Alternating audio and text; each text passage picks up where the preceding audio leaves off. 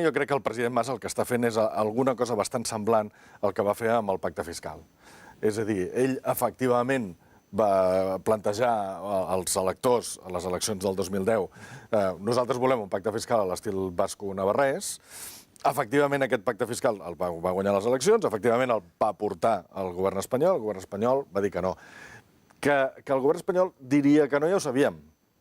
Fa mesos que corre que Madrid farà alguna mega oferta, pots comptar, i que aleshores el govern català no hi podrà dir que no. Però el cas és, jo crec que pensen en fer això, és a dir, jo no descarto que ho pensin a Madrid, perquè entre altres coses no en tenen res respecte al fet nacional i del que està passant a Catalunya, però és que crec que això aquí ja no val. És a dir, si CiU accedís a això, seria el peix al cove de tota la vida. I amb això, com a mínim, amb Artur Mas de líder, ja han dit que això ja ha passat. Hi ha una primera llei de consultes que va aprovar el tripartit, que és la que contempla o fa les consultes legals.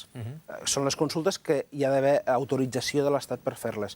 Aquesta segona llei de consultes que s'està fent és de les consultes que no tindran caràcter vinculant i que no seran oficials, diguéssim, que no necessitaran permís de l'Estat.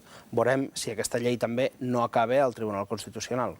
Jo soc una mica escèptic, perquè el problema que podem tenir és que acabem fent un Arenys 2 a nivell nacional. O sigui, què vull dir? Una consulta que no tingui caràcter vinculant, que els partidaris del no se'n desentenguin i no hi participin, per tant, que hi hagi un nivell de participació baix que la faci poc representativa o que la faci insuficient. El que està clar també és que hi havia alguns opinadors, directors de diari, polítics, etc., que deien no, això és un suflé i ja s'està rebaixant.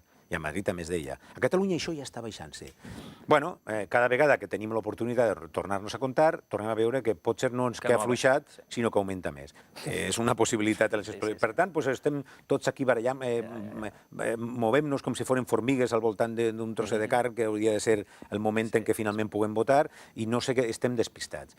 Hi ha una de les possibilitats que seria fer aquestes eleccions plebiscitàries. Però, atenció, que ens diguin per què.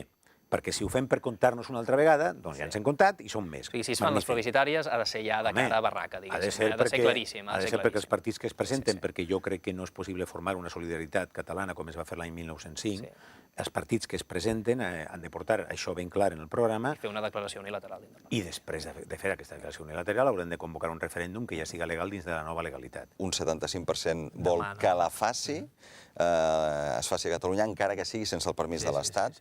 Jo dubto que Rajoy autoritzi la consulta, per tant no la sé veure, i tinc els meus dubtes, i és una opinió personal, de que si és una consulta de pa sucat amb oli s'hagi de fer, és la meva opinió personal, i la legislatura em fa molt... Jo veig molt difícil que aquesta legislatura, perquè és una legislatura atípica i que no s'ha produït una situació històrica com l'actual, pugui estar concebuda per tenir una legislatura de 4 pressupostos i una acció de govern, com havíem entès durant els governs de Pujol. No estem discutint una cosa menor. Una cosa és que hi hagués intencions perquè Catalunya aprovés el pressupost, perquè aprovéssim una llei determinada.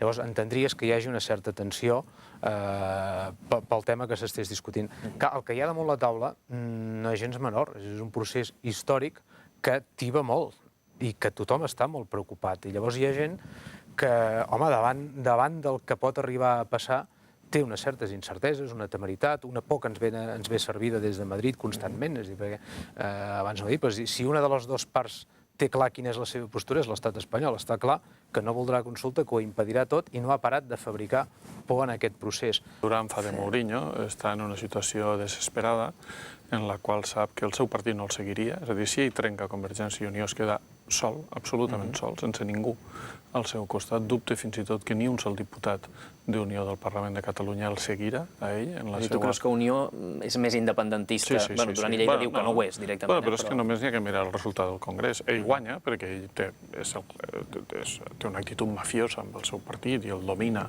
com un capo mafiós, però el seu partit no creu en el que ell diu, no?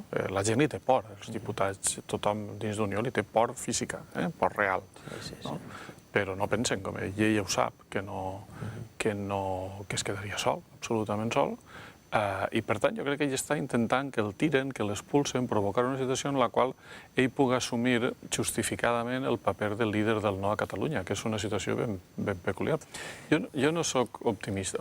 N'hi ha un tipus de gent que intenta desacreditar-me dient més que és un optimista al portal. Jo no sóc optimista, jo estic informat, que és molt diferent. Jo constantment estic anant pels llocs, parlant amb la gent i parlant amb la gent, i jo veig el país molt decidit, molt sensat, sapiguem molt bé en el moment on som, sapiguem que n'hi ha un marge de temps d'un màxim precisament de 3 anys i mig, 4, per poder acabar el procés, que l'any que ve hem de votar, o que ens han d'explicar molt bé per què no votem, però alguna ha de passar al 2014 gros, que canvia la dinàmica, i la gent de moment jo la veig tranquil·la, sensata, i amb ganes de fer la via, de demostrar que el carrer segueix empentant els polítics, que és la peça clau d'aquest procés. El lideratge d'això, de tot el procés sobiranista, és molt complicat. Jo entenc que és complicat, primera, perquè és un moviment que sorgeix de baix a dalt. Per això et dic que l'adversari amb això, a priori, insisteixo, jo ho poso molt en condicional, està confós per això, perquè no crec que siguin tan tontos. Punt 2. Liderar això.